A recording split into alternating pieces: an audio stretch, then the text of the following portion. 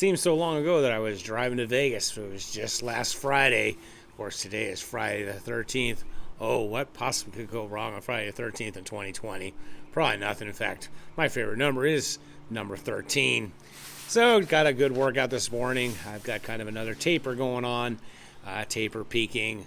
Last week, of course, I was kind of training down for the happy hippie race up in Vegas. But last minute, I kind of decided just to run the half and not do the full thing, the whole 12 hours, which was a good idea because as I was driving out at 10, 11 o'clock in the morning, it was pouring rain. So I heard things got pretty funky out there. This weekend, doing the Judgment Day, which will be the first Judgment Day half, which has been around, I think, since 2014. This year, since I thought I was going to be doing a 12-hour race, I reached out to the race organizers and was going to be the sweeper. There's a 16-minute cutoff, so I figured I would do that. So that's what I'm doing. Of course, this year I've been so slow that 16 minutes will be a bit of a challenge, actually, especially since we're going to be going off in waves because of COVID. We got to answer the questions, wear a mask before the start, and then they're going to send us off. And the course has been modified. Still keeping the big hill.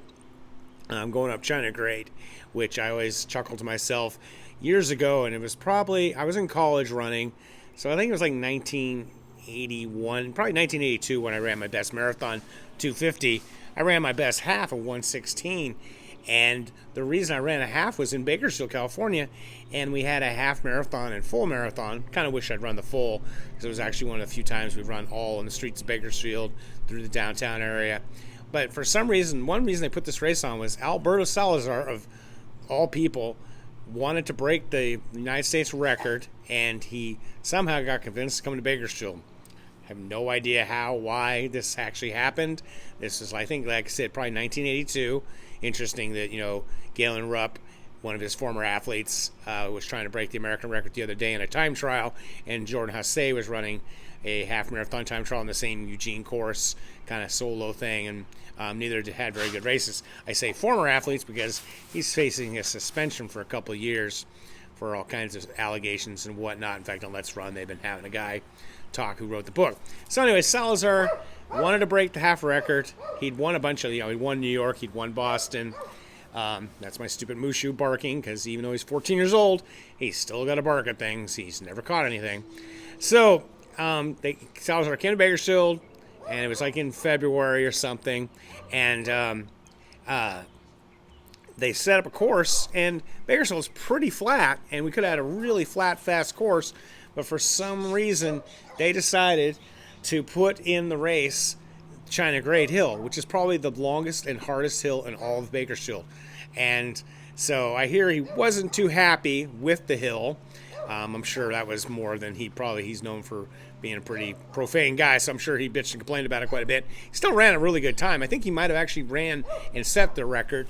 I'd have to Google it, but that would be involved doing some half-ass internet research, and sorry for Mushu barking in the background.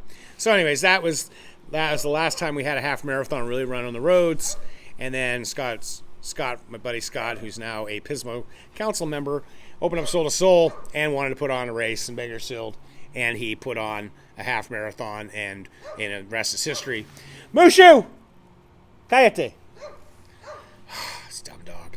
So anyways, the race was from Lake Ming to Sam Lin Ballpark, point-to-point course, really great race, fun event, always held usually in October. And unfortunately, with COVID, it was first canceled for October. Then they've been working with the city and the county, even though numbers are going through the roof here in the United States. Not so much probably in California or Bakersfield, but people are definitely getting COVID.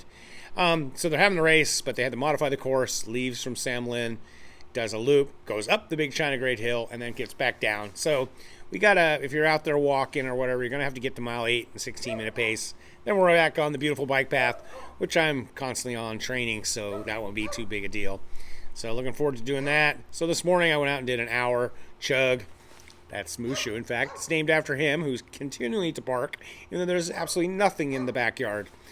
Chug is a 5-minute walk, 5-minute run. Kind of what I use for strategy when I'm doing ultras. So did that, and then I got home and I jumped on my Townie bicycle, which I've got on a trainer, and did a little Swift workout, and actually did 7 miles on Swift. Couldn't even get my wattage up to 140 watts, but was really inspired by watching, of all things, the Bones Brigade Autobiography by Stacy Peralta, covering the whole skateboard scene. The Bones Brigade and Powell and Tony Hawk and Steve Caballero and Lance Mountain and Rodney Mullen and all those guys in these amazing time in skating history. I myself started skateboarding in 1973 and kept skating all the way until 2003, probably 30 plus years. I remember New Year's Eve doing the lockdown in 2000, where the whole world was supposed to crash. They actually had an all-night skate jam at Van Skate Park here in Bakersfield, and I was riding there all night with a bunch of kids, and then I was 37. But a few years ago, I finally did give up skateboarding, not because I was what it was is people were crashing in front of me and I was getting hurt, so I no longer do it. So anyways, I'm watching this, and it was just amazing to watch how these guys love the sport and are in their 50s now, still love it, and talking about, there were some great observations, like Lance Mountain made this observation that, and Tony Alva was in it. I was a big fan of Dogtown, and Tony Alva talking about, rock and roll party. We were the bad boys, Bones Brigade. We're a bunch of, wimpy, like two goody two shoes. And Lance Mountain said, he goes, if you had to party and drink and drug and all that, it's because you're missing something. He goes, our drug was skateboarding. We loved it so much we didn't have to do anything else.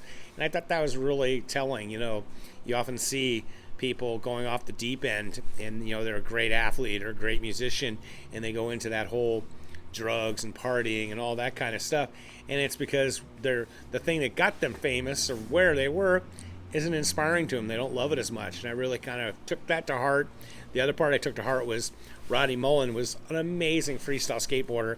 A lot of the tricks he came up with now everyone uses in street skating, but he just would practice for hours, like 5-6 hours a day, and I could tell right off the bat, in the interviews, he definitely is autistic, probably had a little bit of Asperger's like my oldest son, and so he was so focused, but he eventually quit competing because first the competing drove him to get better and better, but then it became a thing that he wasn't happy for winning, he was just afraid of losing, and it really messed with his head, and his dad had issues with him skating and all that kind of stuff. And then Tony Hawk, same time, when he got to be 17, 18 years old and he was winning everything, it really went to his head in the same kind of way.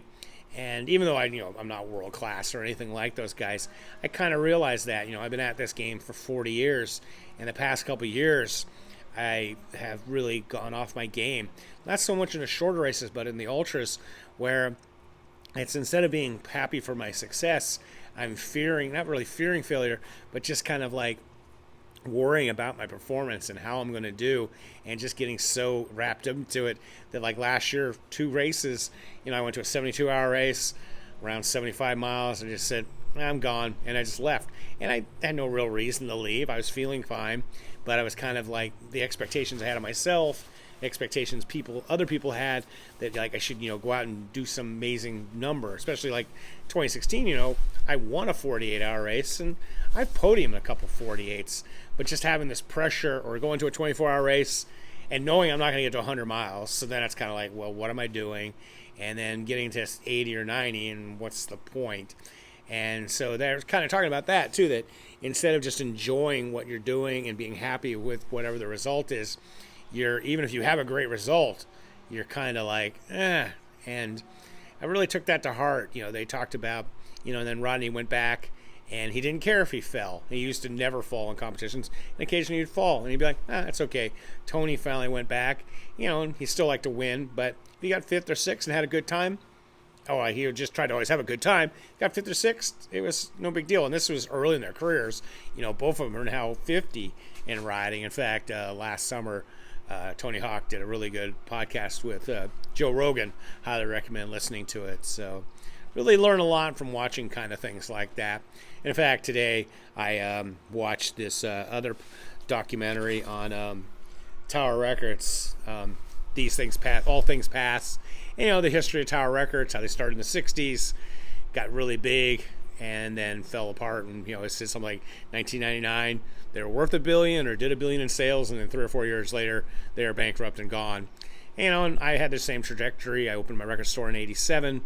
I was going great until, 2000, and then of course my building got sold out from under me.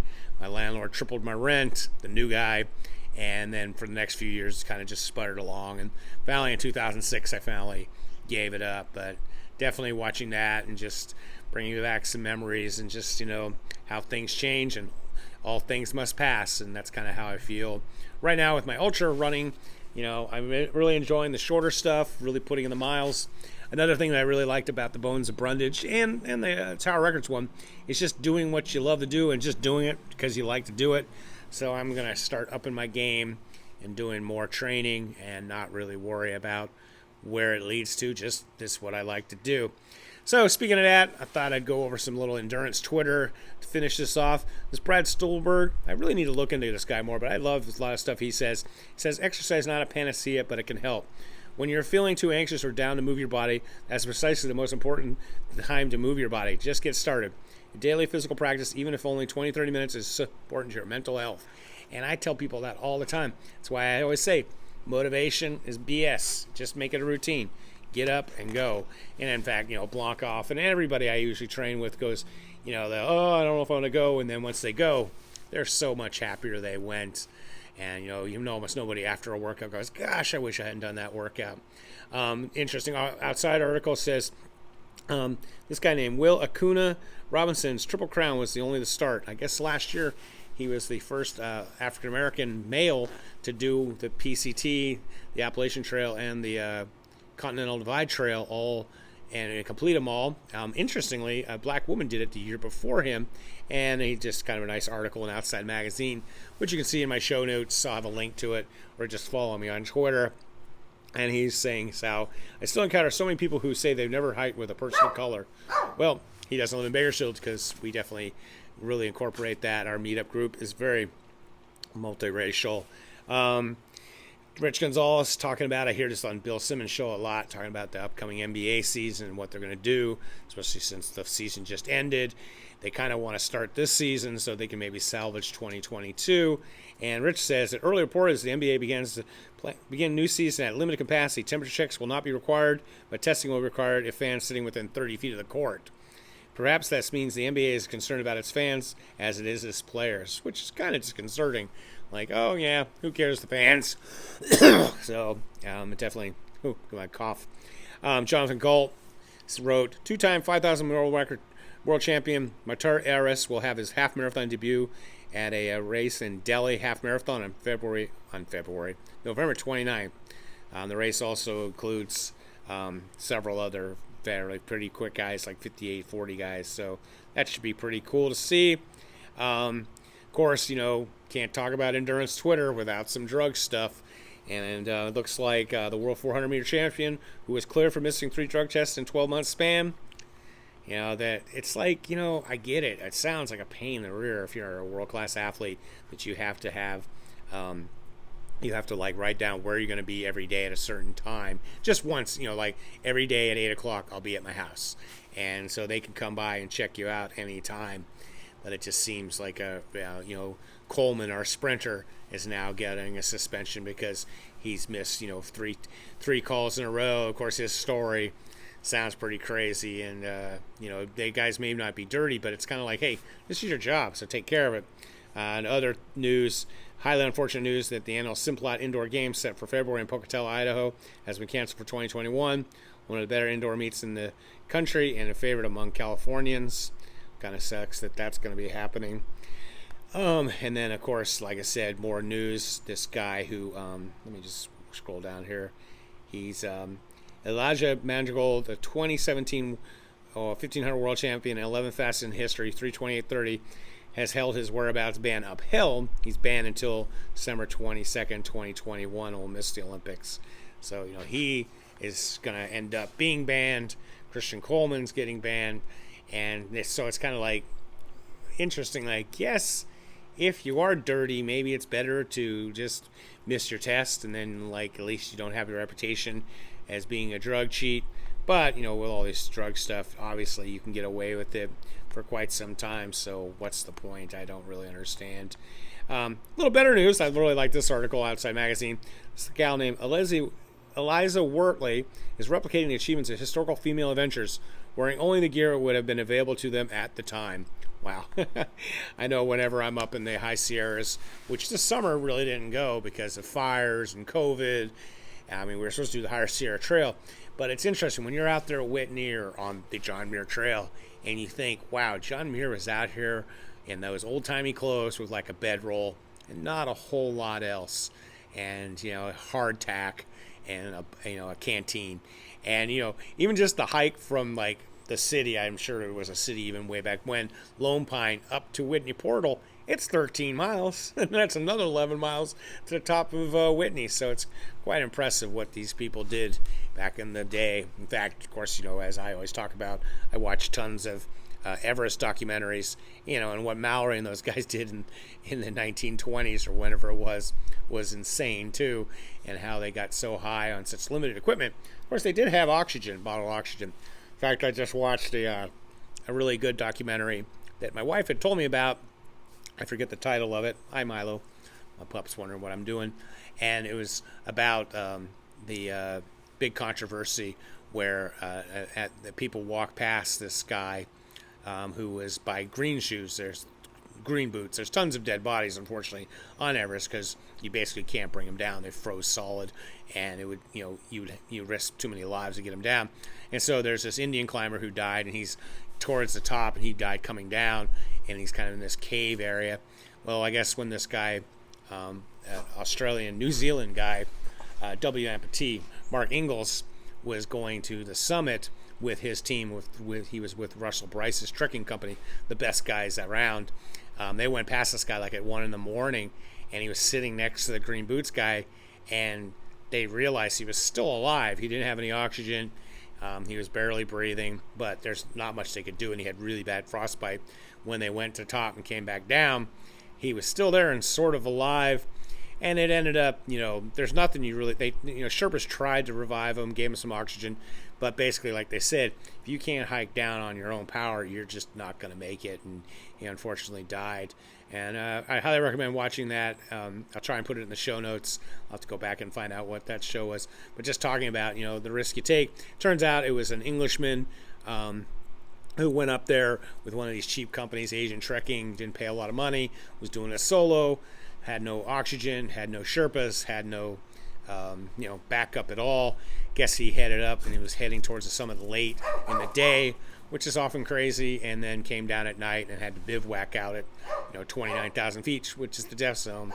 So highly unfortunate. But, he took the risk, and that's why people go there, to push their boundaries and see what they can do. And sadly, it didn't turn out so well for him. So that's about it for today's podcast, video cast, vlog, whatever I'm calling this. Milo says goodbye. He's chasing another car in the alley. And as always, stay healthy, be boring, not epic.